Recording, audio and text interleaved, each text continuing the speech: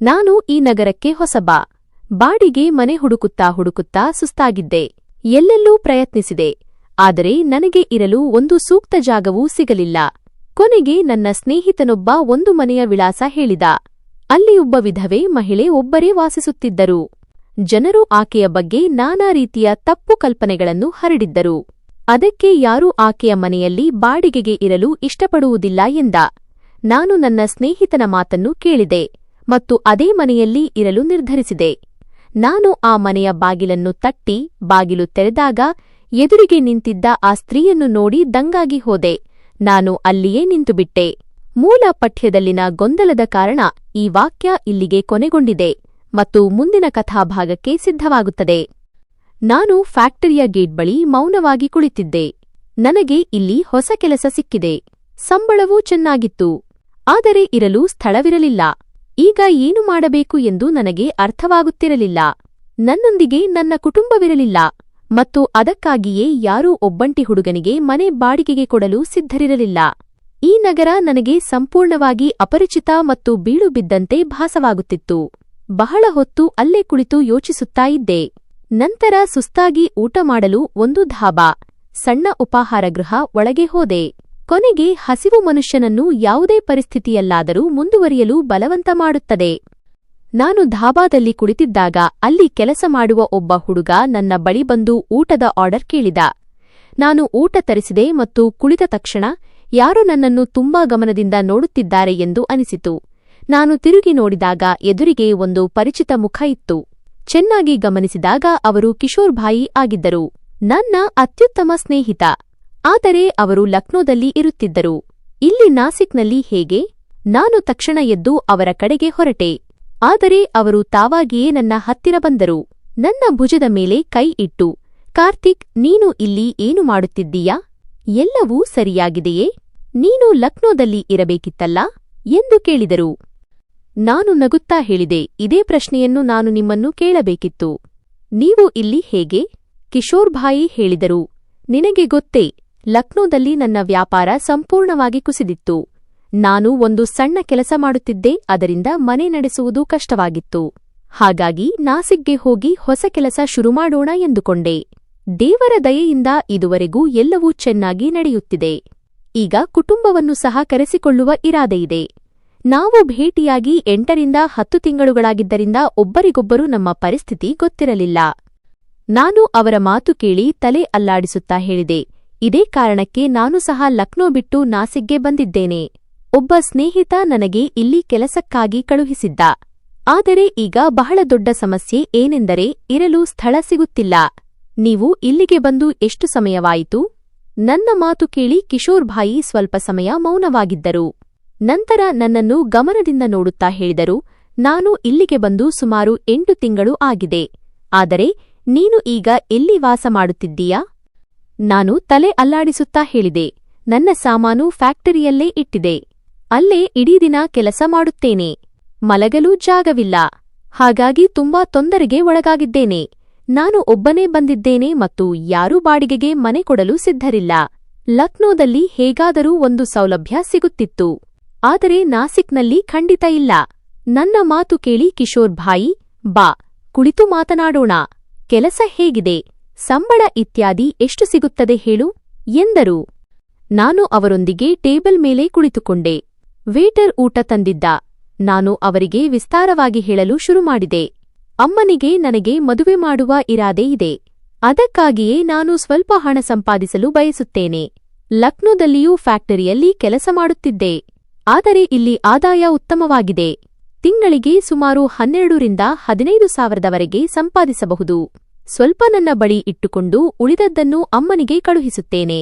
ಇದರಿಂದ ಅವರು ನನ್ನ ಮದುವೆಗಾಗಿ ಸ್ವಲ್ಪ ಹಣ ಜೋಡಿಸಬಹುದು. ಆದರೆ ಇಲ್ಲಿ ವಾಸಿಸಲು ಜಾಗ ಸಿಗದೆ ಇರುವುದರಿಂದ ಬಹಳ ಪೀಡಿತನಾಗಿದ್ದೇನೆ. ಅವರು ನಗುತ್ತಾ ಹೇಳಿದರು, ನಾನು ಸಹ ಇಲ್ಲಿಗೆ ಬಂದು ಹೆಚ್ಚು ಸಮಯವಾಗಿಲ್ಲ. ಅಷ್ಟೊಂದು ಜನರ ಪರಿಚಯವಿಲ್ಲ. ಆದರೆ ನಾನು ನಿನಗಾಗಿ ಏನಾದರೂ ವ್ಯವಸ್ಥೆ ಖಂಡಿತ ಮಾಡುತ್ತೇನೆ. ನನ್ನ ಪರಿಚಯದ ಕೆಲವರು ಇದ್ದಾರೆ. ಅವರು ಈ ವಿಷಯದಲ್ಲಿ ಸಹಾಯ ಮಾಡಬಹುದು. ಅವರ ಮಾತು ಕೇಳಿ ನಾನು ತಕ್ಷಣವೇ ಕೇಳಿದೆ, ನೀವು ಈ ಸಮಯದಲ್ಲಿ ಎಲ್ಲಿ ವಾಸಿಸುತ್ತಿದ್ದೀರಿ? ನನ್ನ ಮಾತಿಗೆ ಅವರು ಕೆಲವು ಕ್ಷಣಗಳು ಸ್ತಬ್ಧರಾದರು. ನಂತರ ಹೇಳಿದರು, ಸದ್ಯಕ್ಕೆ ನಾನು ರಾತ್ರಿ ನನ್ನ ಅಂಗಡಿಯಲ್ಲೇ ಮಲಗುತ್ತೇನೆ. ನನಗೂ ಇರಲು ಯಾವುದೇ ಜಾಗವನ್ನು ಇನ್ನೂ ನೋಡಿಲ್ಲ. ನನ್ನ ಪತ್ನಿ ಮತ್ತು ಮಕ್ಕಳು ಬಂದಾಗ ಒಂದು ಬಾಡಿಗೆ ಕೊಠಡಿ ತೆಗೆದುಕೊಳ್ಳುತ್ತೇನೆ. ನನಗೆ ಸಿಗಬಹುದು, ಆದರೆ ನಿನಗೆ ಸ್ವಲ್ಪ ಕಷ್ಟವಾಗಬಹುದು. ಅವರ ಮಾತು ಕೇಳಿ ನಾನು ಸ್ವಲ್ಪ ಸಮಯ ಮೌನವಾಗಿದ್ದೆ.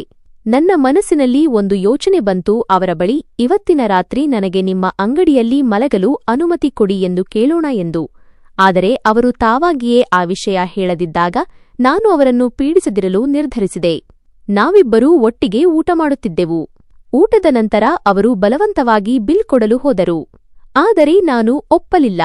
ಹಣ ಪಾವತಿಸಿ ನಾವು ಒಬ್ಬರಿಗೊಬ್ಬರು ಫೋನ್ ನಂಬರ್ಗಳನ್ನು ವಿನಿಮಯ ಮಾಡಿಕೊಂಡೆವು, ಏಕೆಂದರೆ ನಮ್ಮ ಹಳೆಯ ನಂಬರ್ಗಳು ನಿಂತು ಹೋಗಿದ್ದವು. ಅಲ್ಲಿಂದ ಹೊರಡುವಾಗ ಅವರು ನನ್ನ ಕೈ ಹಿಡಿದು ಹೇಳಿದರು, ನಾನು ಶೀಘ್ರದಲ್ಲೇ ನಿನ್ನನ್ನು ಸಂಪರ್ಕಿಸುತ್ತೇನೆ.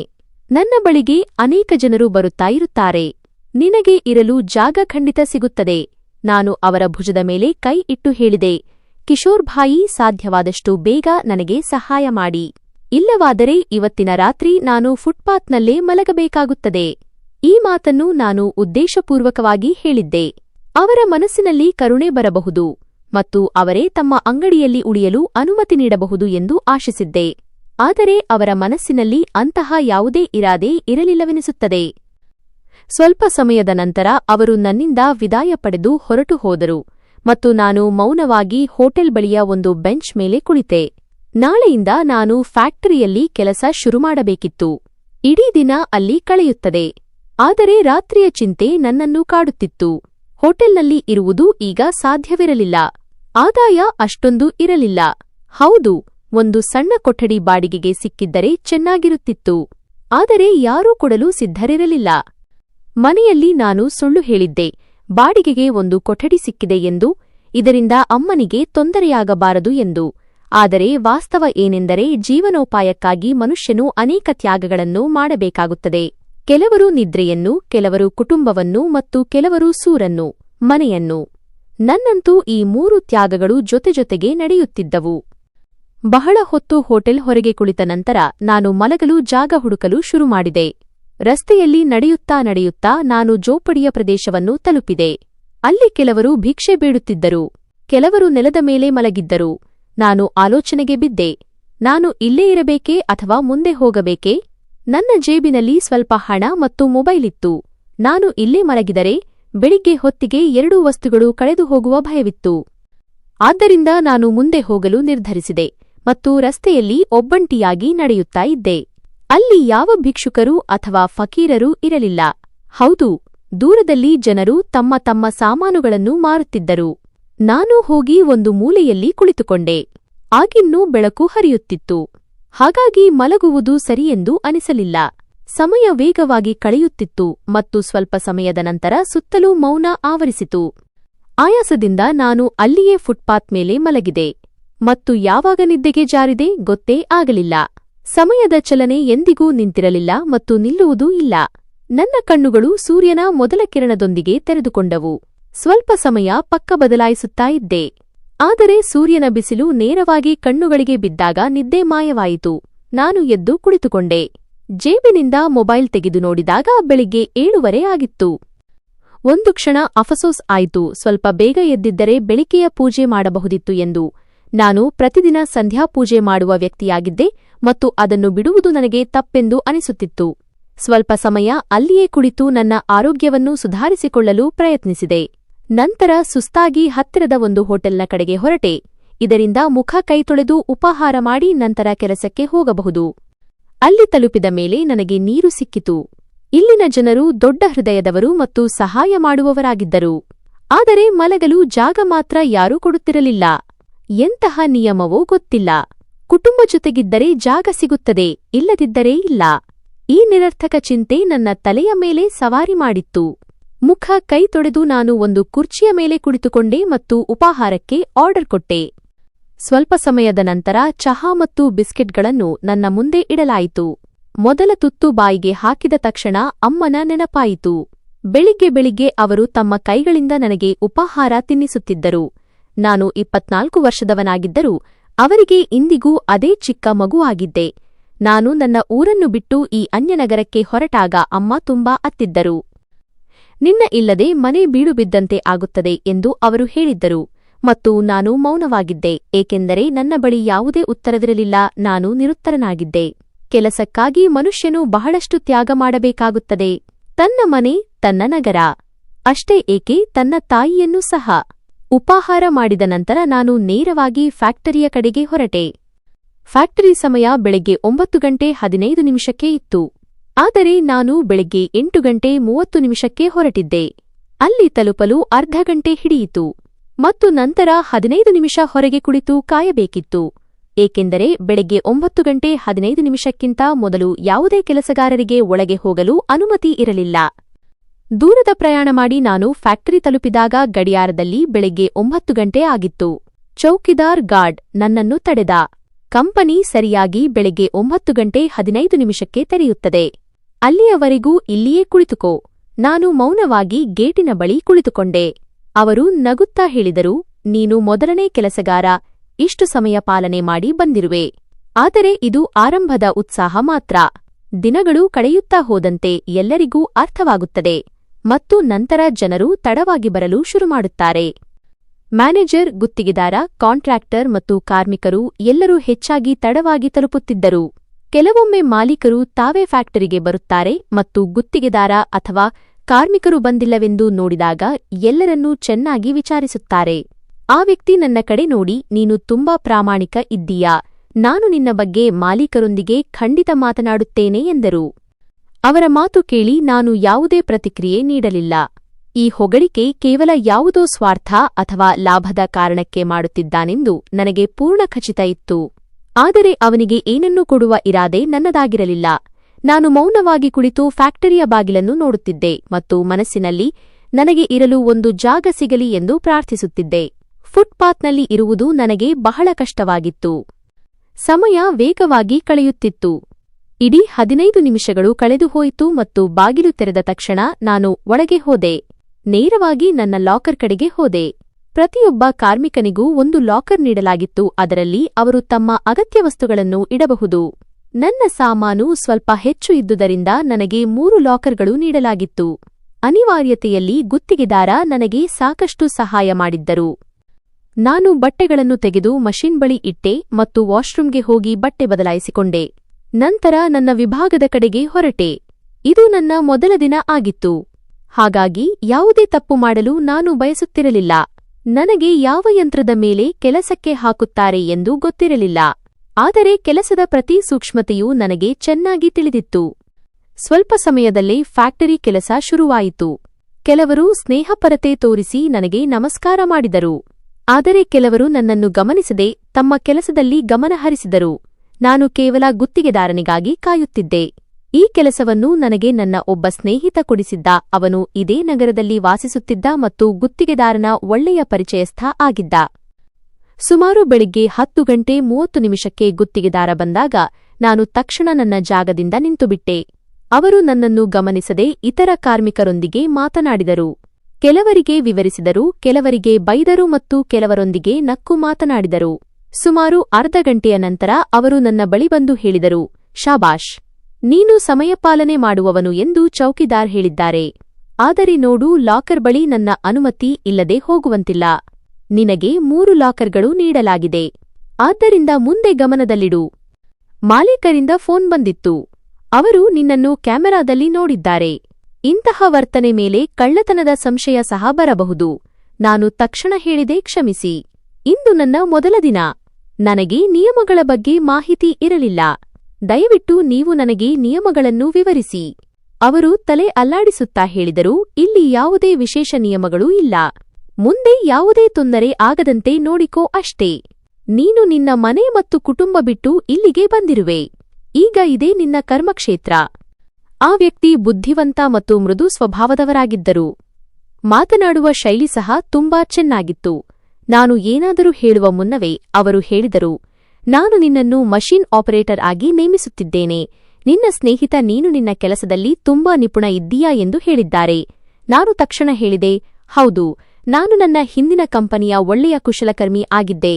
ಆದರೆ ಅಲ್ಲಿ ಕೆಲವು ವಿಷಯಗಳು ನಡೆದವು. ಅದಕ್ಕೆ ನನಗೆ ಕೆಲಸ ಬಿಡಬೇಕಾಯಿತು. ಆ ಜನರು ಸಮಯಕ್ಕೆ ಸರಿಯಾಗಿ ಹಣವನ್ನು ಕೊಡುತ್ತಿರಲಿಲ್ಲ. ಕಾರ್ಮಿಕರಿಗೆ ಗೌರವವನ್ನು ಕೊಡುತ್ತಿರಲಿಲ್ಲ. ಮನುಷ್ಯನು ಒಣಗಿದ ರೊಟ್ಟಿ ತಿನ್ನಬಹುದು, ಆದರೆ ಅವನಿಗೆ ಗೌರವ ಸಿಗಬೇಕು. ಅದೇ ಅವನ ಅಧಿಕಾರ. ನನ್ನ ಮಾತು ಕೇಳಿ ಅವರು ತಲೆ ಅಲ್ಲಾಡಿಸಿ ನನ್ನನ್ನು ಯಂತ್ರದ ಕಡೆಗೆ ಕರೆದುಕೊಂಡು ಹೋದರು. ಇದು ಪುಸ್ತಕಗಳ ಫ್ಯಾಕ್ಟರಿ ಆಗಿತ್ತು. ಇಲ್ಲಿ ಕಾಗದ ನೋಟ್ಬುಕ್ಗಳು ಮತ್ತು ಪುಸ್ತಕಗಳನ್ನು ತಯಾರಿಸಲಾಗುತ್ತಿತ್ತು.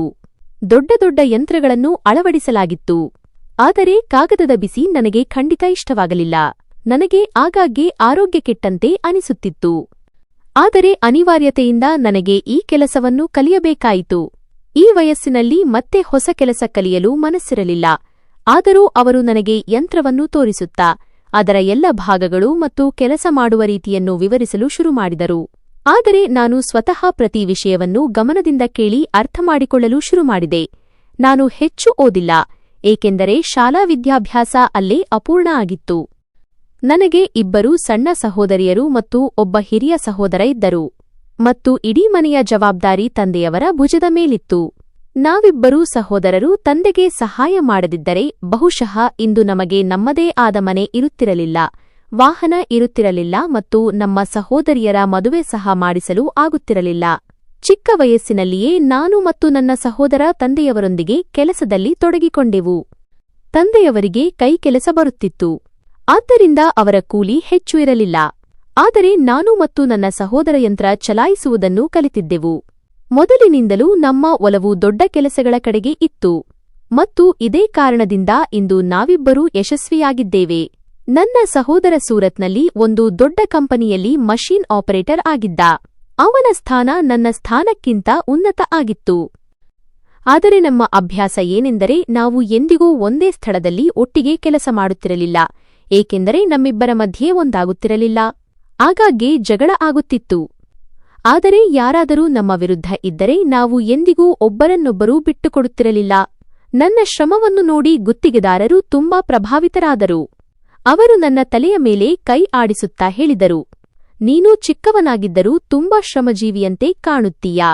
ಈ ಕೆಲಸವನ್ನು ನೀನು ಬುದ್ಧಿವಂತಿಕೆಯಿಂದ ಮಾಡುತ್ತೀಯಾ ಎಂದು ಆಶಿಸುತ್ತೇನೆ. ನೀನು ಪ್ರಾಮಾಣಿಕತೆ ತೋರಿಸಿದರೆ ನಿನಗೆ ಬಹಳಷ್ಟು ಸಿಗುತ್ತದೆ. ಸದ್ಯಕ್ಕೆ ನಿನ್ನ ಸಂಬಳ 12,000 ಇದೆ. ಮುಂದೆ ನಾನು ನಿನಗಾಗಿ ಹೆಚ್ಚಿಸುವ ಬಗ್ಗೆ ಮಾತನಾಡುತ್ತೇನೆ. ಬೋನಸ್ ಸಹ ಸಿಗುತ್ತದೆ ಮತ್ತು ರಜೆಗಳೂ ಸಿಗುತ್ತವೆ. ನೀನು ಕೇವಲ ಪ್ರಾಮಾಣಿಕತೆಯಿಂದ ಕೆಲಸ ಮಾಡು. ಇಷ್ಟು ಹೇಳಿ ಅವರು ತಮ್ಮ ಜಾಗಕ್ಕೆ ಮರಳಲು ಶುರುಮಾಡಿದರು. ಆದರೆ ತಕ್ಷಣವೇ ನಾನು ಅವರನ್ನು ಕರೆದೆ. ಪ್ರಕಾಶ್ ಭಾಯಿ, ನನ್ನ ಮಾತು ಕೇಳುತ್ತೀರಾ? ಅವರು ನಿಂತು ತಿರುಗಿ ಹೇಳಿದರು, ಹೌದು, ಹೇಳು, ಏನಾಯಿತು? ಕೆಲವು ಕ್ಷಣ ನಾನು ಮೌನವಾಗಿದ್ದೆ. ನಂತರ ಹೇಳಿದೆ, ನನಗೆ ಈ ನಗರದಲ್ಲಿ ಇರಲು ಯಾವುದಾದರೂ ಜಾಗ ಸಿಗಬಹುದೇ? ನಾನು ತುಂಬಾ ಪೀಡಿತನಾಗಿದ್ದೇನೆ. ನಿನ್ನೆ ರಾತ್ರಿ ಸಹ ಫುಟ್ಪಾತ್ನಲ್ಲೇ ಕಳೆಯಬೇಕಾಯಿತು. ಅದಕ್ಕಾಗಿಯೇ ಇಂದು ಬಂದು ಬಟ್ಟೆ ಬದಲಾಯಿಸಿದ್ದೇನೆ, ಏಕೆಂದರೆ ಇಡೀ ರಾತ್ರಿ ನೆಲದ ಮೇಲೆ ಮಲಗಿದ್ದೆ. ನಾನು ಹಲವು ಕಡೆ ಬಾಡಿಗೆ ಕೋಣೆ ಹುಡುಕಿದೆ, ಆದರೆ ಎಲ್ಲರೂ ಕುಟುಂಬದವರಿಗೆ ಮಾತ್ರ ಜಾಗ ಕೊಡುತ್ತಿದ್ದಾರೆ. ನನ್ನ ಕುಟುಂಬ ಲಕ್ನೋದಲ್ಲಿ ಇದೆ. ನಾನು ಎಲ್ಲಿಂದ ಕರೆತರಲಿ? ಮತ್ತು ಸದ್ಯಕ್ಕೆ ಯಾವುದೇ ಹೋಟೆಲ್ನಲ್ಲಿ ಇರಲು ಶಕ್ಯವಿಲ್ಲ. ನನ್ನ ಆದಾಯ ಅಷ್ಟೊಂದು ಇಲ್ಲ. ನಾನು ಮದುವೆ ಮಾಡಿಕೊಳ್ಳಬೇಕು. ಅಮ್ಮನಿಗೆ ಹಣ ಕಳುಹಿಸಬೇಕು. ಎಲ್ಲ ಹಣವನ್ನು ಇರುವುದರಲ್ಲೇ ಖರ್ಚು ಮಾಡಿದರೆ ಮತ್ತೆ ಉಳಿಸುವುದು ಹೇಗೆ? ನನ್ನ ಮಾತು ಕೇಳಿ ಅವರು ತಲೆ ಅಲ್ಲಾಡಿಸುತ್ತಾ ಹೇಳಿದರು, ಇಲ್ಲ ಭಾಯಿ, ನನ್ನ ದೃಷ್ಟಿಯಲ್ಲಿ ಅಂತಹ ಯಾವುದೇ ಜಾಗ ಇಲ್ಲ. ಅಫಸೋಸ್ ಇದೆ, ಆದರೆ ನಾನು ಪ್ರಯತ್ನಿಸುತ್ತೇನೆ. ಯಾವುದಾದರೂ ಜಾಗ ಸಿಕ್ಕರೆ ನಿನಗೆ ಖಂಡಿತ ಹೇಳುತ್ತೇನೆ. ಆದರೆ ಗಮನದಲ್ಲಿಡು, ಫ್ಯಾಕ್ಟರಿಯಲ್ಲಿ ಯಾರಿಗೂ ಇರಲು ಅನುಮತಿ ಇಲ್ಲ. ಒಮ್ಮೆ ಒಬ್ಬ ವ್ಯಕ್ತಿ ಹೀಗೆ ಮಾಡಿದ್ದ. ಆಗ ಮಾಲೀಕರು ಅವನನ್ನು ಮತ್ತು ಗುತ್ತಿಗೆದಾರ ಇಬ್ಬರನ್ನೂ ವಜಾ ಮಾಡಿದ್ದರು. ಹಾಗಾಗಿ ನಾನು ಸಹಾನುಭೂತಿಯಲ್ಲಿ ಅಂತಹ ಯಾವುದೇ ಹೆಜ್ಜೆ ಇಡಲಾರೆ. ನನ್ನ ಮನೆಯು ತುಂಬಾ ಸಣ್ಣದಿದೆ. ಇಲ್ಲವಾದರೆ ನಿನಗೆ ಬಾಡಿಗೆಗೆ ಕೊಡುತ್ತಿದ್ದೆ. ನಾನು ಬೇಗನೆ ಹೇಳಿದೆ, ಇಲ್ಲ ಇಲ್ಲ, ನನ್ನ ಉದ್ದೇಶ ಅದು ಆಗಿರಲಿಲ್ಲ. ನಿಮಗೆ ಎಲ್ಲಿಯಾದರೂ ಜಾಗ ಸಿಕ್ಕರೆ ನನ್ನನ್ನು ನೆನಪಿಸಿಕೊಳ್ಳಿ ಅಷ್ಟೇ. ಇಷ್ಟು ಹೇಳಿ ನಾನು ಮತ್ತೆ ಯಂತ್ರದ ಕೆಲಸದಲ್ಲಿ ತೊಡಗಿದೆ. ಗುತ್ತಿಗೆದಾರರು ಹೊರಟು ಹೋದರು. ನಾನು ನಿಧಾನವಾಗಿ ಯಂತ್ರವನ್ನು ಚಲಾಯಿಸಲು ಶುರುಮಾಡಿದೆ. ನನ್ನ ವಶಕ್ಕೆ ಇದ್ದ ಉತ್ಪಾದನೆಯನ್ನು ಹೊರಗೆ ಹಾಕುವುದು ನನ್ನ ಜವಾಬ್ದಾರಿ ಆಗಿತ್ತು. ಸ್ವಲ್ಪ ಸಮಯದಲ್ಲೇ ನನ್ನ ಮೊಬೈಲ್ ರಿಂಗ್ ಆಯಿತು. ನಾನು ಯಂತ್ರವನ್ನು ಆಟೋ ಮೋಡ್ ಮೇಲೆ ಹಾಕಿ ಫೋನ್ ತೆಗೆದು ಅಲ್ಲೇ ನಿಂತುಬಿಟ್ಟೆ. ಇದರಿಂದ ಏನಾದರೂ ತಪ್ಪಾದರೆ ತಕ್ಷಣ ಸಂಭಾಲಿಸಬಹುದು. ನಂಬರ್ ಅಪರಿಚಿತ ಇತ್ತು. ಕರೆ ಸ್ವೀಕರಿಸುತ್ತಿದ್ದಂತೆ ಒಂದು ಮೃದುವಾದ ಪರಿಚಿತ ಧ್ವನಿ ನನ್ನ ಕಿವಿಯಲ್ಲಿ ಮೊಳಗಿತು. ಹೇಗಿದ್ದೀಯಾ ಕಾರ್ತಿಕ್? ನಿನ್ನ ಆರೋಗ್ಯ ಹೇಗಿದೆ? ನಾನು ಕೇವಲ ಒಂದು ಕ್ಷಣ ಥಟ್ಟನೆ ನಿಂತುಬಿಟ್ಟೆ. ಯಾಕೋ ಆ ಧ್ವನಿ ನನಗೆ ಪರಿಚಿತ ಎನಿಸಿತು. ನಾನು ತಕ್ಷಣ ಕೇಳಿದೆ, ಯಾರು ಮಾತನಾಡುತ್ತಿರುವುದು? ಆದರೆ ಇನ್ನೊಂದು ಕಡೆಯಿಂದ ಯಾವುದೇ ಉತ್ತರ ಬರಲಿಲ್ಲ. ನಾನು ವಿಚಿತ್ರ ಸ್ಥಿತಿಯಲ್ಲಿ ಕಳೆದುಹೋಗಿದ್ದೆ. ನಂತರ ನಾನು ಕೋಪದಿಂದ ಮತ್ತೆ ಕೇಳಿದೆ, ಉತ್ತರ ಕೊಡು, ಯಾರು ಮಾತನಾಡುತ್ತಿರುವುದು? ನನ್ನ ಹೃದಯ ಮತ್ತು ಮೆದುಳು ಎರಡೂ ಆ ಧ್ವನಿಯಲ್ಲಿ ಸಿಲುಕಿಕೊಂಡಿದ್ದವು. ಇದು ಹೇಗೆ ಸಾಧ್ಯ? ಇದು ಕೇವಲ ಒಂದು ಆಕಸ್ಮಿಕ ಘಟನೆಯೇ ಅಥವಾ ನಿಜವಾಗಿಯೂ ಏನಾದರೂ ಸೂಚನೆಯೇ? ನನ್ನ ಕಣ್ಣುಗಳಲ್ಲಿ ತೇವಾಂಶ ತುಂಬಿತ್ತು. ನಾನು ನಂಬರ್ ನೋಡಿ ಮತ್ತೆ ಅದೇ ಶಬ್ದಗಳನ್ನು ಪುನರಾವರ್ತಿಸಿದೆ. ಯಾರು ಮಾತನಾಡುತ್ತಿರುವುದು? ನೀನು ರಾಧಿಕಾನಾ? ನಾನು ನನ್ನ ವಾಕ್ಯವನ್ನು ಪೂರ್ಣಗೊಳಿಸುವುದರೊಳಗೆ ಫೋನ್ ತಕ್ಷಣ ಕಟಾಯಿತು. ನಾನು ಮತ್ತೆ ಕರೆ ಮಾಡಿದೆ. ಆದರೆ ಈಗ ನಂಬರ್ ನಿಂತು ಹೋಗಿತ್ತು. ಬಹುಶಃ ಅದು ಯಾರೋ ತಪ್ಪು ನಂಬರ್ ಆಗಿತ್ತು. ಅವರು ನನ್ನನ್ನು ಬ್ಲಾಕ್ ಮಾಡಿದ್ದರು. ನಾನು ತಲೆ ಅಲ್ಲಾಡಿಸಿದೆ. ಇದು ಹೇಗೆ ಆಗಲು ಸಾಧ್ಯ? ನಾನು ನನ್ನನ್ನು ಸಮಾಧಾನಪಡಿಸಿಕೊಳ್ಳಲು ಪ್ರಯತ್ನಿಸುತ್ತಿದ್ದೆ. ಹೇಳುತ್ತಾರೆ, ಮನುಷ್ಯನ ಮನಸ್ಸಿನಲ್ಲಿ ಒಂದು ಯೋಚನೆ ಪದೇ ಪದೇ ಮೂಡಿದರೆ ಅದರ ಹಿಂದೆ ಖಂಡಿತ ಒಂದು ಕಾರಣವಿರುತ್ತದೆ ಎಂದು. ಪ್ರತಿ ಮನುಷ್ಯನಲ್ಲಿ ಒಂದು ವಿಶೇಷತೆ ಇರುತ್ತದೆ. ಮತ್ತು ನನ್ನ ವಿಶೇಷತೆ ಇದೇ ಆಗಿತ್ತು. ಏನಾದರೂ ಆಗುವ ಮುನ್ನವೇ ನನಗೆ ಮೊದಲೇ ಅನುಭವ ಆಗುತ್ತಿತ್ತು. ನಾನು ಮತ್ತೆ ಕರೆ ಮಾಡುವವನಿದ್ದೆ. ಆಗ ತಕ್ಷಣ ಗುತ್ತಿಗೆದಾರರ ಧ್ವನಿ ಕೇಳಿಸಿತು. ನೀನು ನಿನ್ನ ಮೊಬೈಲನ್ನು ಕೌಂಟರ್ನಲ್ಲಿ ಜಮಾ ಮಾಡಿಲ್ಲ. ನಾನು ತಲೆ ಅಲ್ಲಾಡಿಸಿ ಇಲ್ಲ ಎಂದಾಗ ಅವರು ಹೇಳಿದರು, ಹೋಗು, ಬೇಗ ಜಮಾ ಮಾಡಿಬಿಡು. ಕೆಲಸದ ಸಮಯದಲ್ಲಿ ಮೊಬೈಲ್ ಇಟ್ಟುಕೊಳ್ಳುವುದು ನಿಷಿದ್ಧ. ನಾನು ಹೌದು ಎಂದು ತಲೆ ಅಲ್ಲಾಡಿಸಿ ಕೌಂಟರ್ನ ಕಡೆಗೆ ಹೊರಟೆ. ಆದರೆ ನನ್ನ ಮೆದುಳಿನಲ್ಲಿ ಅದೇ ಧ್ವನಿ ಮೊಳಗುತ್ತಿತ್ತು. ಬಹುಶಃ ಇದು ನನ್ನ ಭ್ರಮೆ ಇರಬಹುದು. ನಾನು ನನ್ನನ್ನು ಸಮಾಧಾನಪಡಿಸಿಕೊಳ್ಳಲು ಪ್ರಯತ್ನಿಸುತ್ತಿದ್ದೆ. ಆದರೆ ಮನುಷ್ಯನಿಗೆ ಖಚಿತವಾಗುವವರೆಗೆ ಅವನಿಗೆ ಸಮಾಧಾನ ಸಿಗುವುದಿಲ್ಲ. ಕೌಂಟರ್ ಬಳಿ ಹೋಗಿ ನಾನು ನನ್ನ ಅಮ್ಮನಿಗೆ ಫೋನ್ ಮಾಡಿದೆ. ಮೊದಲ ರಿಂಗ್ನಲ್ಲೇ ಅವರು ತೆಗೆದುಕೊಂಡರು ಮತ್ತು ಹಲೋ ಎಂದರು. ಆದರೆ ನಾನು ಏನಾದರೂ ಹೇಳುವ ಮುನ್ನ ಅಮ್ಮ, ತಂದೆ ಮತ್ತು ಅಣ್ಣ ರಾಧಿಕಾಳ ಸುದ್ದಿ ಕೇಳಲು ಹೋಗಿದ್ದರೆ ಎಂದು ಕೇಳಿದೆ. ಅವರು ಒಂದು ದೀರ್ಘ ಉಸಿರು ತೆಗೆದುಕೊಂಡು ಹೇಳಿದರು, ಹೌದು, ನೀನು ಹೋದ ನಂತರ ಅವರಿಬ್ಬರೂ ಅಲ್ಲಿಗೆ ಹೋಗಿದ್ದರು. ನಿನಗೆ ಗೊತ್ತಿದೆ, ನಿನ್ನ ತಂದೆ ಎಷ್ಟೇ ಪ್ರಯತ್ನಿಸಲಿ ಅವರು ಆ ವಿಷಯವನ್ನು ಮರೆಯಲು ಸಾಧ್ಯವಾಗುವುದಿಲ್ಲ. ನಾನು ಮತ್ತೇನೂ ಕೇಳುವ ಮುನ್ನವೇ ರಾಮರಾಮ ಎಂದು ಹೇಳಿ ಫೋನ್ ಇಟ್ಟುಬಿಟ್ಟೆ. ಬಹುಶಃ ಇದು ನನ್ನ ಭ್ರಮೆ ಇರಬಹುದು. ಒಂದೇ ರೀತಿಯ ಧ್ವನಿ ಹಲವು ಜನರದ್ದಾಗಿರಬಹುದು. ನಾನು ತಲೆ ಅಲ್ಲಾಡಿಸಿ ಮೊಬೈಲನ್ನು ಕೌಂಟರ್ನಲ್ಲಿ ಜಮಾ ಮಾಡಿದೆ ಮತ್ತು ಮತ್ತೆ ನನ್ನ ಕೆಲಸದಲ್ಲಿ ತೊಡಗಿದೆ. ನನಗೆ ಏನು ಗೊತ್ತಿತ್ತು, ನಾಸಿಕ್ಗೆ ಬಂದ ನಂತರ ಜೀವನ ಒಂದು ಹೊಸ ತಿರುವು ತೆಗೆದುಕೊಳ್ಳಲಿದೆ ಎಂದು. ಇಡೀ ದಿನ ಕೆಲಸದಲ್ಲಿ ಕಳೆದುಹೋಯಿತು. ರಾತ್ರಿ 9:30ಕ್ಕೆ ಕೆಲಸ ಮುಗಿದಾಗ ನಾನು ಹೊರಗೆ ಬಂದೆ. ತಕ್ಷಣವೇ ಚೌಕಿದಾರ್ ನನ್ನನ್ನು ತಡೆದ. ಅವನನ್ನು ನೋಡಿ ನಾನೇಕೋ ನಕ್ಕಿದ್ದೆ. ಅವನು ಹೇಳಿದ, ನೀವು ತುಂಬಾ ಶ್ರಮಜೀವಿಯಾಗಿದ್ದೀರಿ. ಈ ಸಮಯದವರೆಗೆ ಯಾರೂ ನಿಲ್ಲುವುದಿಲ್ಲ. ನಾನು ಜೇಬಿನಿಂದ 100 ರೂಪಾಯಿ ನೋಟು ತೆಗೆದು ಅವನ ಜೇಬಿನಲ್ಲಿ ಇಡುತ್ತಾ ಹೇಳಿದೆ, ಶ್ರಮದಿಂದ ಸಂಪಾದಿಸು, ಏಕೆಂದರೆ ದೇವರು ಶ್ರಮಜೀವಿಯನ್ನು ಎಂದಿಗೂ ಖಾಲಿ ಕೈಯಲ್ಲಿ ಕಳುಹಿಸುವುದಿಲ್ಲ. ಸಿಹಿ ಮಾತುಗಳನ್ನಾಡಿ ಹಣ ತೆಗೆದುಕೊಳ್ಳುವುದು ಒಳ್ಳೆಯದಲ್ಲ. ಮತ್ತು ಮತ್ತೇನೂ ಹೇಳದೆ ನಾನು ಮುಂದೆ ಸಾಗಿದೆ. ಕೆಲವು ವಿಷಯಗಳನ್ನು ಇತರರಿಗೆ ತಿಳಿಸುವುದು ಅವಶ್ಯಕ. ಇದು ನಮ್ಮ ಕರ್ತವ್ಯ. ನಂತರ ನಾನು ಅದೇ ಹೋಟೆಲ್ಗೆ ಹೋದೆ. ಅಲ್ಲಿ ನಿನ್ನೆ ರಾತ್ರಿ ಊಟ ಮಾಡಿದ್ದೆ. ಫ್ಯಾಕ್ಟರಿಯಿಂದ ನಮಗೆ ಮಧ್ಯಾಹ್ನದ ಊಟ ಸಿಗುತ್ತಿತ್ತು, ರಾತ್ರಿಯ ಊಟ ಅಲ್ಲ. ಊಟ ಮಾಡಿ ನಾನು ಆಲೋಚನೆಗೆ ಬಿದ್ದೆ. ಪ್ರತಿದಿನ ಹೊರಗಿನಿಂದ ಊಟ ಮಾಡಿದರೆ ಖರ್ಚು ಹೆಚ್ಚಾಗುತ್ತದೆ. ಅದನ್ನು ನಾನು ಸಹಿಸಲಾರೆ. ನಡೆಯುತ್ತಾ ನಾನು ನನ್ನ ನೆಲೆಯ ಕಡೆಗೆ ತಲುಪಿದೆ. ಇಡೀ ದಿನದ ಮಾತುಗಳು ನನ್ನ ಮನಸ್ಸಿನಲ್ಲಿ ಸುತ್ತುತ್ತಿದ್ದವು. ಕೆಲವು ಸಹೋದ್ಯೋಗಿಗಳು ತುಂಬಾ ಒಳ್ಳೆಯವರಾಗಿದ್ದರು. ಆದರೆ ಕೆಲವರು ನನ್ನನ್ನು ನೋಡಿ ಅಸೂಯೆ ಪಡುತ್ತಿದ್ದರು. ಅವರಿಗೆ ಹೆಚ್ಚು ಸಂಬಳ ಸಿಗುತ್ತಿದೆ ಎಂದು ಅವರ ಹೇಳಿಕೆ ಇತ್ತು. ಆದರೆ ಅವರು 8 ರಿಂದ 9 ವರ್ಷಗಳಿಂದ ಕೆಲಸ ಮಾಡುತ್ತಿದ್ದರು. ನಾನು ಮೌನವಾಗಿ ನನ್ನ ಕೆಲಸದಲ್ಲಿ ತೊಡಗಿದ್ದೆ. ಆದರೆ ರಾತ್ರಿಯ ಆ ಫೋನ್ ಕರೆ ನನಗೆ ಪದೇ ಪದೇ ತೊಂದರೆ ಕೊಡುತ್ತಿತ್ತು. ನಾನು ಮತ್ತೆ ಮೊಬೈಲ್ ತೆಗೆದೆ. ನಂಬರ್ ನೋಡಿದೆ. ಸಂಪೂರ್ಣವಾಗಿ ಅಪರಿಚಿತ ಇತ್ತು. ಮತ್ತೆ ಒಂದು ಬಾರಿ ಕರೆ ಮಾಡಿದೆ. ಆದರೆ ಮೊಬೈಲ್ ನಿಂತಿತ್ತು. ನಾನು ತಲೆ ಅಲ್ಲಾಡಿಸಿ ಕಣ್ಣುಗಳ ಮೇಲೆ ಕೈ ಇಟ್ಟುಕೊಂಡು ನನ್ನಷ್ಟಕ್ಕೆ ಹೇಳಿಕೊಂಡೆ, ಬಹುಶಃ ಇದು ನನ್ನ ಭ್ರಮೆ ಇರಬಹುದು. ಸತ್ತ ಜನರು ಎಂದಿಗೂ ಜೀವಂತ ಆಗುವುದಿಲ್ಲ. ಇಷ್ಟು ಯೋಚಿಸಿ ನಾನು ಮೌನವಾಗಿ ಗಾಢನಿದ್ರೆಗೆ ಜಾರಿದೆ. ನನಗೆ ಏನು ಗೊತ್ತಿತ್ತು, ಖಂಡಿತವಾಗಿಯೂ ಅದೃಷ್ಟ ಈಗ ತಿರುವು ಪಡೆಯಲಿದೆ ಎಂದು. ಇಡೀ ರಾತ್ರಿ ವಿಚಿತ್ರವಾಗಿ ಕಳೆಯಿತು. ಕೆಲವೊಮ್ಮೆ ವಾಹನಗಳ ಶಬ್ದ, ಕೆಲವೊಮ್ಮೆ ಯಾವುದೋ ಸದ್ದು ಕೇಳಿ ನಿದ್ದೆ ಮುರಿಯುತ್ತಲೇ ಇತ್ತು. ರಸ್ತೆಯ ಮೇಲೆ ಮಲಗುವುದು ಭಯಾನಕವಾಗಿತ್ತು. ಆದರೆ ಬಂದಿರುವ ಕಷ್ಟವನ್ನು ನಾನು ಎದುರಿಸಲೇಬೇಕಿತ್ತು. ಮರುದಿನ ಬೆಳಿಗ್ಗೆ ಸೂರ್ಯನ ಕಿರಣಗಳಿಂದ ನಿದ್ದೆ ಮುರಿಯಿತು. ನಾನು ಮೊಬೈಲ್ ತೆಗೆದು ನೋಡಿದೆ. ಮತ್ತೆ ಬೆಳಿಗ್ಗೆ 7:30 ಆಗಿತ್ತು. ನಾನು ಏನನ್ನೂ ಯೋಚಿಸದೆ ಕಿಶೋರ್ ಭಾಯಿಗೆ ಕರೆ ಮಾಡಿದೆ. ರಾತ್ರಿಯಿಡೀ ಕಾಡುತ್ತಿದ್ದ ಅಸಹನೆಯಾಗಿತ್ತು. ಸೊಳ್ಳೆಗಳ ಕಡಿತ ಮತ್ತು ರಸ್ತೆಯ ವಾಹನಗಳ ಶಬ್ದಗಳಿಂದ ನಾನು ವ್ಯಾಕುಲನಾಗಿದ್ದೆ. ಮನಸ್ಸಿನಲ್ಲಿ ಒಂದೇ ಒಂದು ಭಯ ಪದೇ ಪದೇ ಕಾಡುತ್ತಿತ್ತು. ಯಾರಾದರೂ ನನ್ನ ಜೇಬಿನಿಂದ ಹಣವನ್ನು ಕದಿಯಬಹುದೇ ಅಥವಾ ನನ್ನ ಮೊಬೈಲ್ ಫೋನ್ ಕದಿಯಬಹುದೇ? ಒಂದು ವೇಳೆ ಹಾಗೆ ಆದರೆ ನಾನು ಏನು ಮಾಡಬೇಕು? ನನ್ನ ಮೊದಲ ಕರೆಗೆ ಕಿಶೋರ್ ಭಾಯಿ ಫೋನ್ ತೆಗೆದರು. ಅವರು ಹಲೋ ಎನ್ನುವ ಮೊದಲೇ ನಾನು ನಮಸ್ಕಾರ ಮಾಡಿದೆ ಮತ್ತು ಅವರ ಆರೋಗ್ಯ ವಿಚಾರಿಸಿದೆ.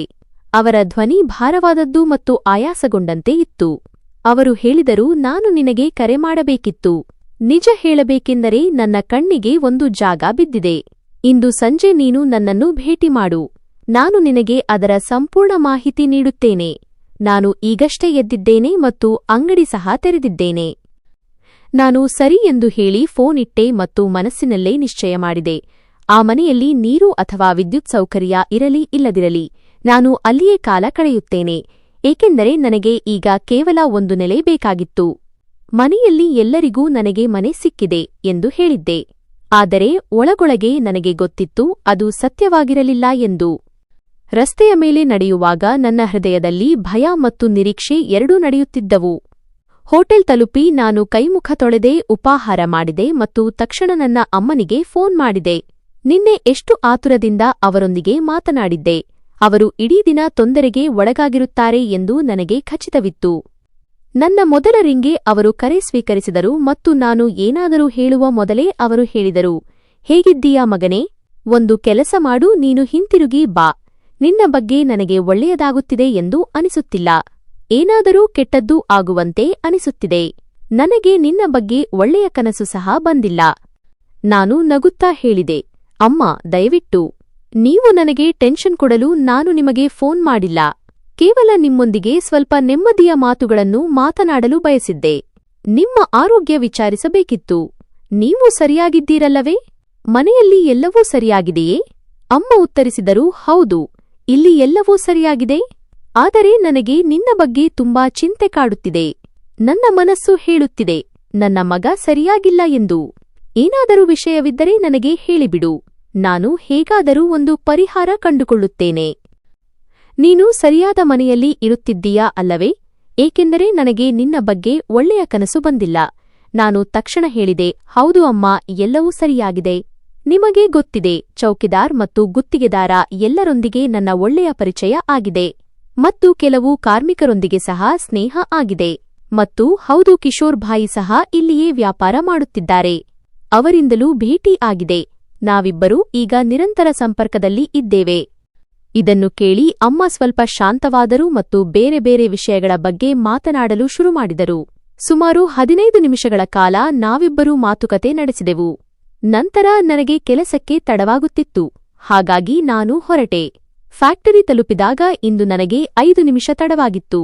ಬೇಗ ಬೇಗ ಒಳಗೆ ಹೋಗುವಾಗ ಚೌಕಿದಾರ್ ನನ್ನ ಕೈ ಹಿಡಿದು ಹೇಳಿದರು, ನಿನ್ನೆ ನೀವು ನನಗೆ ಒಂದು ಮಾತು ತಿಳಿಸಿದ್ದಿರಿ. ಇಂದು ನಾನು ನಿಮಗೆ ಒಂದು ಮಾತು ತಿಳಿಸಲು ಬಯಸುತ್ತೇನೆ. ಯಾರು ತಮ್ಮ ಕೆಲಸವನ್ನು ಪ್ರೀತಿಸುತ್ತಾರೋ ಕೆಲಸವೂ ಅವರನ್ನು ಪ್ರೀತಿಸುತ್ತದೆ. ನೀವು ಮೊದಲ ದಿನವೇ ತಡವಾಗಿ ಬರಲು ಶುರು ಮಾಡಿದರೆ ನೆನಪಿಡಿ, ಇಲ್ಲಿ ಉಳಿದ ಎಲ್ಲರ ಗೌರವ ಇರುತ್ತದೆ, ಆದರೆ ನಿಮ್ಮದು ಎಲ್ಲರಿಗಿಂತ ಕಡಿಮೆ ಆಗಿರುತ್ತದೆ. ಇದನ್ನು ಹೇಳಿ ಅವರು ತಮ್ಮ ಜಾಗಕ್ಕೆ ಮರಳಿದರು. ನಾನು ಸ್ವಲ್ಪ ನಕ್ಕು ಒಳಗೆ ಹೋದೆ. ಇಂದು ನನಗೆ ಬಟ್ಟೆ ಬದಲಾಯಿಸಬೇಕಾಗಿರಲಿಲ್ಲ. ಆದ್ದರಿಂದ ನೇರವಾಗಿ ನನ್ನ ಯಂತ್ರದ ಬಳಿ ಹೋಗಿ ಕೆಲಸ ಶುರು ಮಾಡಿದೆ. ಸಮಯ ನಿಧಾನವಾಗಿ ಕಳೆಯುತ್ತಾ ಹೋಯಿತು ಮತ್ತು ಇಡೀ ದಿನ ತನ್ನ ಪಾಡಿಗೆ ಕಳೆಯಿತು. ರಾತ್ರಿ ಸುಮಾರು ಬೆಳಗ್ಗೆ 9:30 ಕೆಲಸ ಮುಗಿಸಿ ನಾನು ಹೋಟೆಲ್ ಕಡೆಗೆ ಹೊರಟೆ. ಮನಸ್ಸಿನಲ್ಲಿ ನಿರೀಕ್ಷೆ ಇತ್ತು, ಇಂದು ಕಿಶೋರ್ ಭಾಯಿಯನ್ನು ಭೇಟಿ ಮಾಡಿ ಇರಲು ಜಾಗ ಸಿಗುತ್ತದೆ ಎಂದು. ಪ್ರತಿದಿನ ಫುಟ್ಪಾತ್ ಮೇಲೆ ಮಲಗುವುದು ಈಗ ಸಾಧ್ಯವಿರಲಿಲ್ಲ. ದೂರದ ಪ್ರಯಾಣ ಮಾಡಿ ಹೋಟೆಲ್ ತಲುಪಿದಾಗ ದೇವರ ದಯೆಯಿಂದ ಕಿಶೋರ್ ಭಾಯಿ ಇನ್ನೂ ಬಂದಿರಲಿಲ್ಲ. ನಾನು ಊಟಕ್ಕೆ ಆರ್ಡರ್ ಮಾಡಿದೆ ಮತ್ತು ಮೌನವಾಗಿ ಕುಳಿತು ಮನಸ್ಸಿನಲ್ಲೇ ದೇವರಲ್ಲಿ ಪ್ರಾರ್ಥಿಸಲು ಶುರುಮಾಡಿದೆ, ಇಂದು ಇರಲು ಒಂದು ನೆಲೆ ಸಿಗಲಿ ಎಂದು. ಏಕೆಂದರೆ ಈಗ ನಾನು ನಿಜವಾಗಿಯೂ ತುಂಬಾ ತೊಂದರೆಗೆ ಒಳಗಾಗಿದ್ದೆ. ಸುಮಾರು 10 ನಿಮಿಷಗಳ ನಂತರ ನಾನು ನೋಡಿದೆ. ಎದುರುಗಡೆಯಿಂದ ಕಿಶೋರ್ ಭಾಯಿ ಬರುತ್ತಿದ್ದರು ಮತ್ತು ಅವರೊಂದಿಗೆ ಒಂದು ಸಣ್ಣ ಮಗು ಸಹ ಇತ್ತು. ನಾನು ತಕ್ಷಣ ನಿಂತುಬಿಟ್ಟೆ. ಅವನನ್ನು ಅಪ್ಪಿಕೊಂಡೆ ಮತ್ತು ಮಗುವಿನ ತಲೆಯ ಮೇಲೆ ಪ್ರೀತಿಯಿಂದ ಕೈ ಆಡಿಸಿದೆ. ಅವರು ಕುರ್ಚಿ ಎಳೆದು ಕುಳಿತು ಕೇಳಿದರು, ಕೆಲಸ ಹೇಗೆ ನಡೆಯುತ್ತಿದೆ? ಎಲ್ಲವೂ ಸರಿಯಾಗಿದೆಯಲ್ಲವೇ? ನಾನು ನಗುತ್ತಾ ಹೇಳಿದೆ, ಹೌದು, ದೇವರ ಕೃಪೆಯಿಂದ ಎಲ್ಲವೂ ಸರಿಯಾಗಿದೆ. ಕೇವಲ ಇರಲು ಜಾಗ ಸಿಕ್ಕರೆ ತುಂಬಾ ಒಳ್ಳೆಯದಾಗುತ್ತದೆ. ಪ್ರತಿದಿನ ಫುಟ್ಪಾತ್ ಮೇಲೆ ಮಲಗಬೇಕಾಗುತ್ತದೆ. ನಿದ್ದೆ ಪೂರ್ತಿಯಾಗುವುದಿಲ್ಲ ಮತ್ತು ಯಾವಾಗಲೂ ಕಳ್ಳತನ ಆಗುತ್ತದೆಯೇ ಎಂಬ ಭಯ ಕಾಡುತ್ತಿರುತ್ತದೆ. ನಾಸಿಕ್ನಲ್ಲಿ ತುಂಬಾ ಕಳ್ಳತನಗಳು ಆಗುತ್ತವೆ ಎಂದು ಕೇಳಿದ್ದೇನೆ. ಅವರು ಸ್ವಲ್ಪ ನಕ್ಕು ಹೇಳಿದರು, ಈ ಮಾತು ನೀನು ಸರಿಯಾಗಿ ಹೇಳಿದೆ.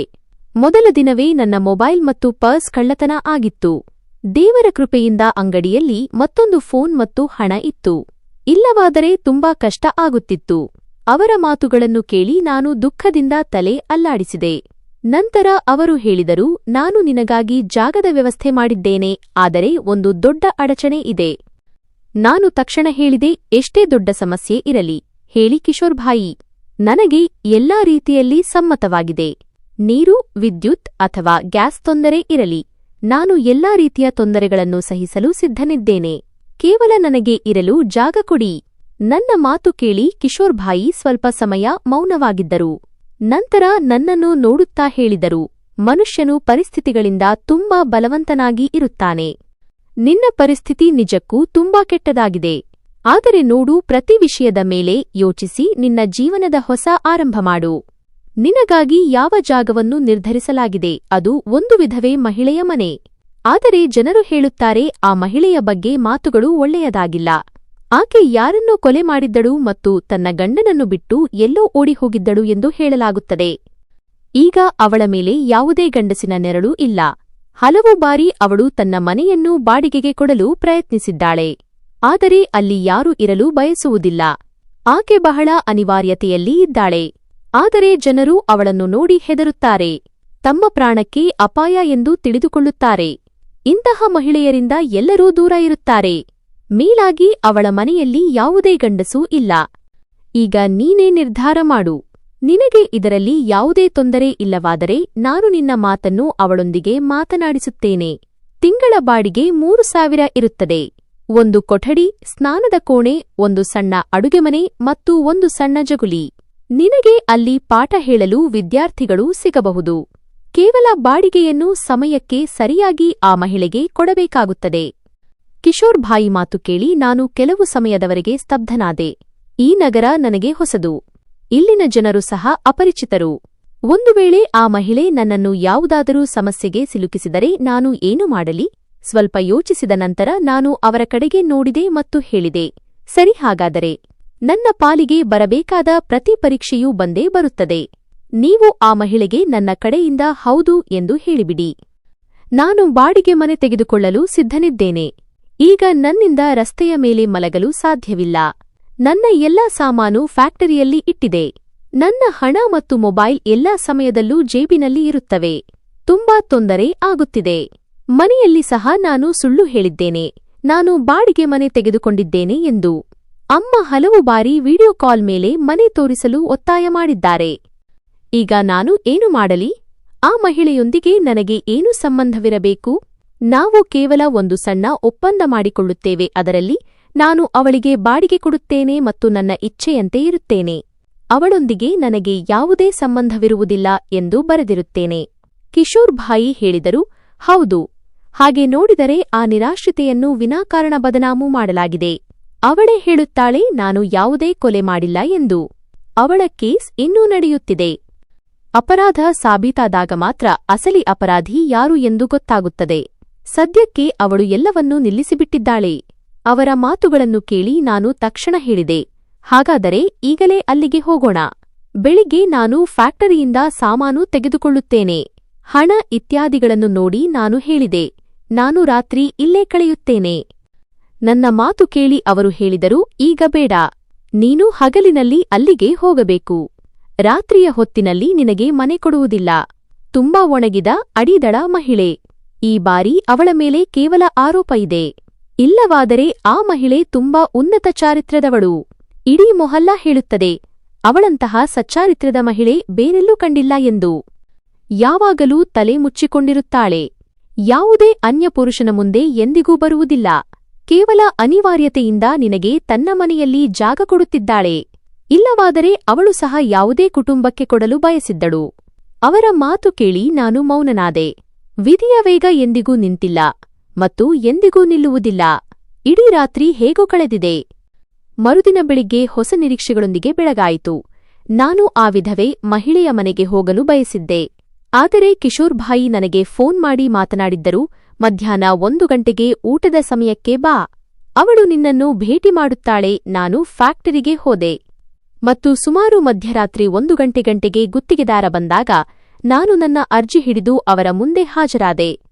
ಅವರು ತುಂಬಾ ಒಳ್ಳೆಯ ವ್ಯಕ್ತಿ ಆಗಿದ್ದರು. ಅವರು ತಕ್ಷಣವೇ ಅನುಮತಿ ನೀಡಿದರು. ಸರಿಯಾಗಿ ಮಧ್ಯರಾತ್ರಿ 1 ಗಂಟೆಗೆ ನಾನು ಆ ವಿಧವೆ ಮಹಿಳೆಯ ಮನೆಗೆ ತಲುಪಿದೆ. ಮನಸ್ಸಿನಲ್ಲಿ ಭಯವೂ ಇತ್ತು, ಎಲ್ಲಾದರೂ ಏನಾದರೂ ಸಮಸ್ಯೆ ಎದುರಾಗಬಹುದೇ ಎಂದು. ಆದರೆ ಎಲ್ಲವೂ ಸರಿಯಾಗಿರುತ್ತದೆ ಎಂಬ ನಿರೀಕ್ಷೆ ಇತ್ತು. ನಾನು ಈ ವಿಷಯಗಳಲ್ಲಿ ತೊಡಗಿಕೊಳ್ಳಲು ಇಷ್ಟವಿರಲಿಲ್ಲ. ನನಗೆ ಕೇವಲ ನನ್ನ ನೆಲೆ ಬೇಕಾಗಿತ್ತು. ನಾನು ಬಾಗಿಲು ತಟ್ಟಿದೆ, ದಸ್ತಗ್ದಿ. ಆಗ ಒಳಗಿನಿಂದ ಧ್ವನಿ ಬಂತು, ಇರು, ಬರುತ್ತಿದ್ದೇನೆ. ಆ ಧ್ವನಿಯನ್ನು ಕೇಳಿ ನಾನು 1 ಕ್ಷಣ ಥಟ್ಟನೆ ನಿಂತುಬಿಟ್ಟೆ. ಬಾಗಿಲು ತೆರೆಯಿತು. ಆಗ ನನ್ನ ದೃಷ್ಟಿ ಅವಳ ಮೇಲೆ ಬಿತ್ತು. ತಲೆಯ ಮೇಲೆ ಸೀರೆಯ ಸೆರಗು ಹೊದ್ದು ಸರಳತೆಯಲ್ಲಿ ಮುಳುಗಿದ್ದ ಆ ಮಹಿಳೆ. ನಾನು ಕಣ್ಣು ಮಿಟುಕಿಸದೆ ಅವಳನ್ನು ನೋಡುತ್ತಾ ಇದ್ದೆ. ಆಕಾಶ ನನ್ನ ತಲೆಯ ಮೇಲೆ ಬಿದ್ದಂತೆ ಅನಿಸಿತು. ಕಾಲುಗಳ ಕೆಳಗಿನ ನೆಲವೇ ಜಾರಿಹೋಯಿತು. ಇದು ಯಾವುದಾದರೂ ಚಮತ್ಕಾರವೇ ಅಥವಾ ನನ್ನ ಕಣ್ಣಿನ ಭ್ರಮೆಯೇ? ನನ್ನ ಎದುರಿಗೆ ಒಂದು ಸತ್ತ ವ್ಯಕ್ತಿ ಜೀವಂತವಾಗಿ ನಿಂತಿತ್ತು. ನನ್ನ ಬಾಯಿಂದ ನಿಧಾನವಾಗಿ ಹೊರಬಂತು, ನೀವು ಜೀವಂತ ಇದ್ದೀರಾ? ಅವಳು ಸಹ ದಿಗ್ಭ್ರಮೆಗೊಂಡು ನಿಂತಳು, ದೇಹದಲ್ಲಿ ಪ್ರಾಣವೇ ಉಳಿದಿಲ್ಲವೇನೋ ಎಂಬಂತೆ. ನಾನು ಏನಾದರೂ ಹೇಳುವ ಮೊದಲೇ ಅವಳು ಬಾಗಿಲು ಮುಚ್ಚಲು ಶುರುಮಾಡಿದಳು. ಆದರೆ ನಾನು ಒಳಗೆ ಹೋಗಿ ಅವಳ ಕೈ ಹಿಡಿದು ಹೇಳಿದೆ, ನೀವು ಜೀವಂತ ಇದ್ದೀರಾ? ಹಾಗಾದರೆ ಆ ಎಲ್ಲವೂ ಏನಾಗಿತ್ತು? ಅಂತಿಮ ಸಂಸ್ಕಾರ, ಸುದ್ದಿ ಎಲ್ಲವೂ ಸುಳ್ಳು ಆಗಿತ್ತೇ? ಅವಳು ಅಳುತ್ತಾ ಒಳಗೆ ಹೋಗಲು ಶುರುಮಾಡಿದಳು. ಆದರೆ ನಾನು ಅವಳನ್ನು ತಡೆದೆ. ನಂತರ ಅವಳು ಅಳುತ್ತಾ ಏನು ಹೇಳಿದಳು, ಅದನ್ನು ಕೇಳಿ ನಾನು ದಂಗಾಗಿ ಹೋದೆ. ನಿಜ ಹೇಳಬೇಕೆಂದರೆ ನನ್ನ ಅತ್ತೆ ಬುವಾ ತನ್ನ ಗಂಡನನ್ನು ತನ್ನ ಕೈಯಿಂದಲೇ ಕೊಂದು ಹಾಕಿದ್ದಳು. ಏಕೆಂದರೆ ಆ ವ್ಯಕ್ತಿ ಮನುಷ್ಯನಲ್ಲ, ಕ್ರೂರಮೃಗ ಆಗಿದ್ದ. ಅವನು ಅವಳ ಮೇಲೆ ದಾಳಿ ಮಾಡಲು ಹೋಗಿದ್ದ ಮತ್ತು ಸ್ವಯಂ ರಕ್ಷಣೆಗಾಗಿ ಅವಳು ಅವನ ಮೇಲೆ ಪ್ರಹಾರ ಮಾಡಿದ್ದಳು. ಅದೇ ಕ್ಷಣ ಅವನು ಮರಣ ಹೊಂದಿದ. ಭಯದಿಂದ ಅವಳು ಅಳುತ್ತಾ ನಮ್ಮ ಮನೆಗೆ ಬಂದಳು. ನನ್ನ ಅಮ್ಮ ಹೆದರಿದರು ಮತ್ತು ತಂದೆಯ ಮಾತನ್ನು ಕೇಳದೆ ಅವರು ಅವಳನ್ನು ಮನೆಯಿಂದ ಹೊರಹಾಕಿದರು. 3 ಗಂಟೆಗಳ ನಂತರ ಸುದ್ದಿ ಬಂತು, ಅವರ ಅಪಘಾತ ಆಗಿದೆ ಮತ್ತು ಆಸ್ಪತ್ರೆಯಲ್ಲಿ ಅವರ ಶವ ಸಿಕ್ಕಿತು ಎಂದು. ಪರಿಸ್ಥಿತಿ ತುಂಬಾ ಕೆಟ್ಟದಾಗಿತ್ತು. ಹಾಗಾಗಿ ನಾವು ಅದೇ ರಾತ್ರಿ ಅವರ ಅಂತಿಮ ಸಂಸ್ಕಾರ ಮಾಡಿದೆವು. ಮರುದಿನ ಕೇಸ್ ದಾಖಲು ಆಯಿತು. ಆದರೆ ಅದು ಸಹ ಅಲ್ಲಿಯೇ ನಿಲ್ಲಿಸಲಾಯಿತು. ಏಕೆಂದರೆ ಯಾರು ಕೊಲೆ ಮಾಡಿದ್ದರೋ ಅವರೇ ಮರಣ ಹೊಂದಿದ್ದಾರೆ ಎಂದು ತಿಳಿದಿತ್ತು.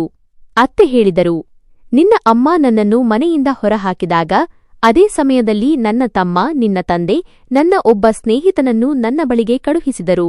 ಅವರು ಮೊದಲೇ ಎಲ್ಲವನ್ನೂ ನಿರ್ಧರಿಸಿದ್ದರು. ಅದು ಬೇರೆಯವರ ಶವ ಆಗಿತ್ತು. ಅದನ್ನು ನನ್ನ ಶವವೆಂದು ಹೇಳಿ ಸುಟ್ಟುಹಾಕಲಾಯಿತು ಮತ್ತು ನನ್ನನ್ನು ಅದೇ ರಾತ್ರಿ ನಾಸಿಕ್ಗೆ ಕಳುಹಿಸಲಾಯಿತು.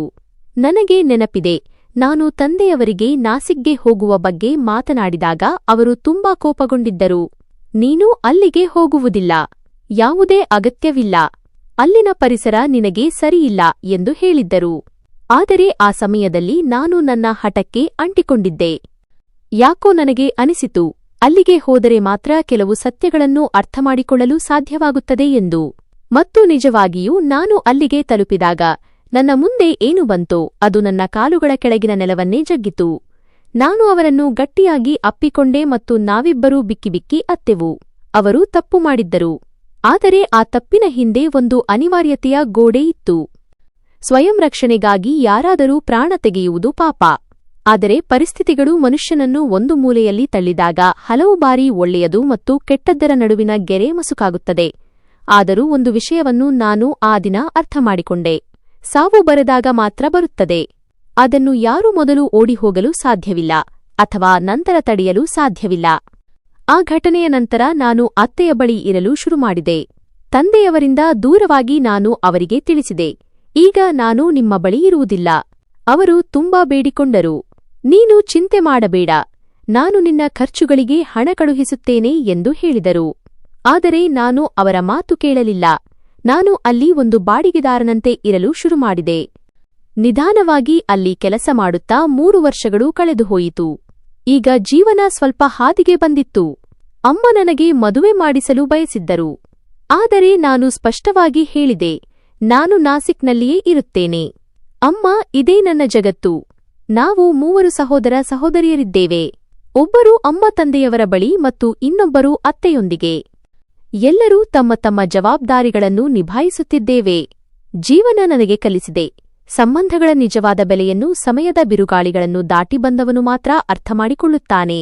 ಮನುಷ್ಯನು ಯಾವಾಗಲೂ ತನ್ನ ಸಂಬಂಧಗಳಿಗೆ ಗೌರವ ಕೊಡಬೇಕು, ಏಕೆಂದರೆ ಕೆಟ್ಟ ಸಮಯ ಬಂದಾಗ ಅದೇ ಸಂಬಂಧಗಳು ನಮ್ಮೊಂದಿಗೆ ನಿಲ್ಲುತ್ತವೆ. ಇಂದು ನನಗೆ ಸಮಾಧಾನ ಇದೆ. ನನ್ನ ತಂದೆ ಆ ಸಮಯದಲ್ಲಿ ಏನು ಮಾಡಿದರೂ ಅದು ಸರಿಯಾಗಿತ್ತು. ಅವರು ತಮ್ಮ ಸಹೋದರಿಯನ್ನು ಉಳಿಸಿದರು. ಅವಳ ಗೌರವವನ್ನು ಸುರಕ್ಷಿತವಾಗಿಟ್ಟರು. ತಪ್ಪುಗಳು ಮನುಷ್ಯನಿಂದ ಆಗುತ್ತವೆ, ಆದರೆ ಸಂಬಂಧಗಳ ನಿಯತ್ತು, ಇರಾದೆ, ಉದ್ದೇಶ ಶುದ್ಧವಾಗಿದ್ದರೆ ದೇವರು ಸಹ ಕ್ಷಮಿಸುತ್ತಾನೆ. ಕೊನೆಯಲ್ಲಿ ನಾನು ಇಷ್ಟೇ ಹೇಳಬಲ್ಲೆ, ರಕ್ತ ಸಂಬಂಧ ಎಂದಿಗೂ ಪರಕೀಯ ಆಗುವುದಿಲ್ಲ. ಸಮಯ ಎಷ್ಟೇ ದೂರವನ್ನು ಸೃಷ್ಟಿಸಲಿ, ಆದರೆ ಹೃದಯದಲ್ಲಿ ಅಕ್ಕರೆ ಜೀವಂತ ಇರುವವರೆಗೆ ಪ್ರತಿ ಸಂಬಂಧವೂ ಅಮರವಾಗಿರುತ್ತದೆ. ನಾನು ಅತ್ತೆಯನ್ನು ಅಪ್ಪಿಕೊಂಡೆ ಮತ್ತು ನಾವಿಬ್ಬರೂ ಬಿಕ್ಕಿ ಬಿಕ್ಕಿ ಅತ್ತೆವು. ಇಷ್ಟು ದೊಡ್ಡ ಸತ್ಯದ ಭಾರವನ್ನು ಅತ್ತೆ ಒಬ್ಬರೇ ಇಷ್ಟು ವರ್ಷಗಳಿಂದ ಹೊತ್ತಿದ್ದರು. ಅವರ ಕಣ್ಣೀರು ನಿಲ್ಲುವ ಹೆಸರನ್ನೇ ತೆಗೆದುಕೊಳ್ಳುತ್ತಿರಲಿಲ್ಲ. ಅವರು ಪದೇ ಪದೇ ಹೇಳಿದರು, ನನ್ನನ್ನು ಕ್ಷಮಿಸಿಬಿಡು ಕಾರ್ತಿಕ್, ನನ್ನನ್ನು ಕ್ಷಮಿಸಿಬಿಡು. ನಾನು ಎಷ್ಟು ನಿರುತ್ತರ ಆಗಿದ್ದೆ. ನಾನು ಅವರ ತಲೆಯ ಮೇಲೆ ಪ್ರೀತಿಯಿಂದ ಕೈ ಆಡಿಸಿ ಹೇಳಿದೆ, ಸಾಕು ಅತ್ತೆ, ಇನ್ನು ಬೇಡ. ನಾನು ಇಲ್ಲಿ ಇದ್ದೀನಲ್ಲವೇ, ಈಗ ನೀವು ಒಬ್ಬರೇ ಇಲ್ಲ. ಅತ್ತೆ ನನ್ನನ್ನು ಗಟ್ಟಿಯಾಗಿ ಅಪ್ಪಿಕೊಂಡರು ಮತ್ತು ನಾವಿಬ್ಬರೂ ಬಿಕ್ಕಿಬಿಕ್ಕಿ ಅತ್ತೆವು. ಅವರು ನನಗೆ ಹೇಳಿದರು, ನಾಸಿಕ್ನಲ್ಲಿ ಇದ್ದಾಗಲೂ ಅವರಿಗೆ ಪ್ರತಿಕ್ಷಣವೂ ಭಯ ಕಾಡುತ್ತಿತ್ತು, ಅವರ ರಹಸ್ಯ ಎಲ್ಲಾದರೂ ಬಹಿರಂಗ ಆಗಿಬಿಡುತ್ತದೆಯೇ ಎಂದು. ಅವರು ತಮ್ಮ ಮನೆಯ 4 ಗೋಡೆಗಳೊಳಗೆ ಬಂಧಿಯಾಗಿದ್ದರು. ಮೊಹಲ್ಲಾದ ಜನರ ಕೆಟ್ಟ ಮಾತುಗಳು ಮತ್ತು ಅವರ ಭಯ ಅವರಿಗೆ ಪ್ರತಿದಿನ ಕಾಡುತ್ತಿತ್ತು. ನನ್ನ ತಂದೆ ಅವರ ಸುರಕ್ಷತೆಗಾಗಿ ಇಲ್ಲಿ ಎಲ್ಲಾ ರೀತಿಯ ವ್ಯವಸ್ಥೆಗಳನ್ನು ಮಾಡಿದ್ದರು. ಆದರೆ ಅತ್ತೆಯ ಮನಸ್ಸು ಎಲ್ಲೂ ಶಾಂತವಾಗಿರಲಿಲ್ಲ. ನಾನು ಅವರಿಗೆ ಭರವಸೆ ನೀಡಿದೆ, ಈಗ ನಾನು ಇಲ್ಲಿ ಇದ್ದೇನೆ ಮತ್ತು ಎಲ್ಲವೂ ಸರಿಯಾಗುತ್ತದೆ. ನಾನು ನಿರ್ಧರಿಸಿದ್ದೆ, ನಾನು ಇಲ್ಲಿಯೇ ಇರುತ್ತೇನೆ ಮತ್ತು ಅತ್ತೆಯ ಕಾಳಜಿ ಮಾಡುತ್ತೇನೆ ಎಂದು. ನನ್ನ ತಂದೆಯವರಿಗೂ ನಾನು ನಾಸಿಕ್ನಲ್ಲಿಯೇ ಇರುತ್ತೇನೆ ಎಂದು ಗೊತ್ತಿತ್ತು. ಅದಕ್ಕಾಗಿಯೇ ಅವರು ಅತ್ತೆಯ ವಿಷಯವನ್ನು ಯಾರಿಗೂ ಹೇಳಿರಲಿಲ್ಲ. ಮರುದಿನ ನಾನು ಗುತ್ತಿಗೆದಾರರೊಂದಿಗೆ ಮಾತನಾಡಿ ನನ್ನ ಎಲ್ಲಾ ಸಾಮಾನುಗಳನ್ನು ಫ್ಯಾಕ್ಟರಿಯಿಂದ ಮನೆಗೆ ತಂದೆ. ಈಗ ನಾನು ಅತ್ತೆಯ ಮನೆಯಲ್ಲಿ ಒಂದು ಬಾಡಿಗೆದಾರನಂತೆ ಅಲ್ಲ, ಬದಲಿಗೆ ಒಂದು ಮಗನಂತೆ ವಾಸಿಸಲು ಶುರುಮಾಡಿದೆ. ಸಮಯ ನಿಧಾನವಾಗಿ ಕಳೆಯುತ್ತಾ ಹೋಯಿತು. ನಾನು ನನ್ನ ಕೆಲಸದಲ್ಲಿ ಸಂಪೂರ್ಣ ಪ್ರಾಮಾಣಿಕತೆ ಮತ್ತು ಶ್ರದ್ಧೆಯಿಂದ ಕೆಲಸ ಮಾಡುತ್ತಾ ಇದ್ದೆ. ಗುತ್ತಿಗೆದಾರರು ನನ್ನ ಶ್ರಮ ಮತ್ತು ಕೆಲಸದ ಬಗ್ಗೆ ನನ್ನ ಸಮರ್ಪಣೆಯನ್ನು ನೋಡಿದರು. ನನ್ನ ಸಂಬಳ ಹೆಚ್ಚಾಯಿತು ಮತ್ತು ನನಗೆ ಬೋನಸ್ ಸಹ ಸಿಗಲು ಶುರುವಾಯಿತು. ನಾನು ನನ್ನ ಮದುವೆಗಾಗಿ ಹಣ ಉಳಿಸಲು ಶುರುಮಾಡಿದೆ ಮತ್ತು ಅಮ್ಮನಿಗೆ ಸಹ ಪ್ರತಿ ತಿಂಗಳು ಹಣ ಕಳುಹಿಸುತ್ತಿದ್ದೆ. ಫ್ಯಾಕ್ಟರಿಯಲ್ಲಿ ನನ್ನ ಕೆಲವು ಸಹೋದ್ಯೋಗಿಗಳು ಈಗ ನನ್ನ ಬಗ್ಗೆ ಅಸೂಯೆ ಪಡಲು ಶುರುಮಾಡಿದ್ದರು.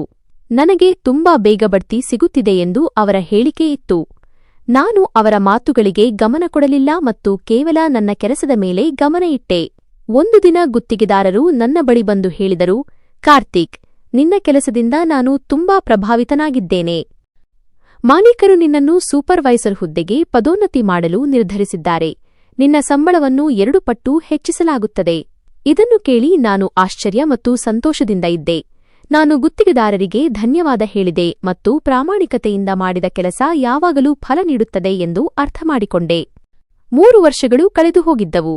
ನನ್ನ ಜೀವನ ಈಗ ಹಾದಿಗೆ ಬಂದಿತ್ತು. ಅತ್ತೆ ಈಗ ಮೊದಲಿಗಿಂತ ಹೆಚ್ಚು ಸಂತೋಷದಿಂದ ಇರುತ್ತಿದ್ದರು.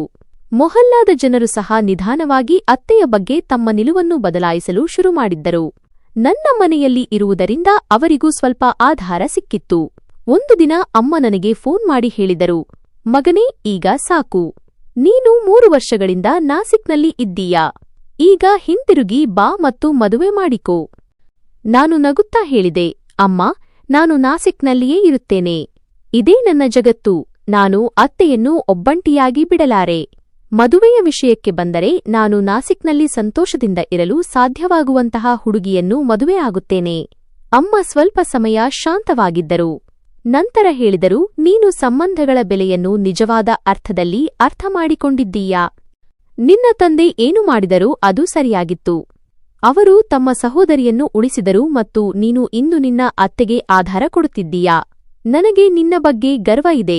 ನನ್ನ ಮತ್ತು ಅತ್ತೆಯ ಸಂಬಂಧ ನನಗೆ ಒಂದು ಅಮೂಲ್ಯ ಪಾಠ ಕಲಿಸಿತು.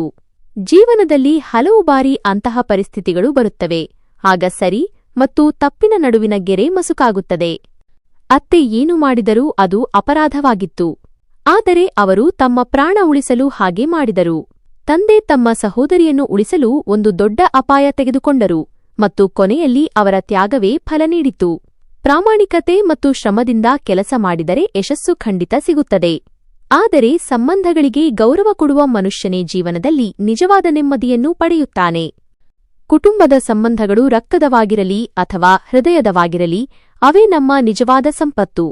ಸಮಯ ಮತ್ತು ದೂರವು ಸಂಬಂಧಗಳನ್ನು ದುರ್ಬಲಗೊಳಿಸಲು ಪ್ರಯತ್ನಿಸಿದರು.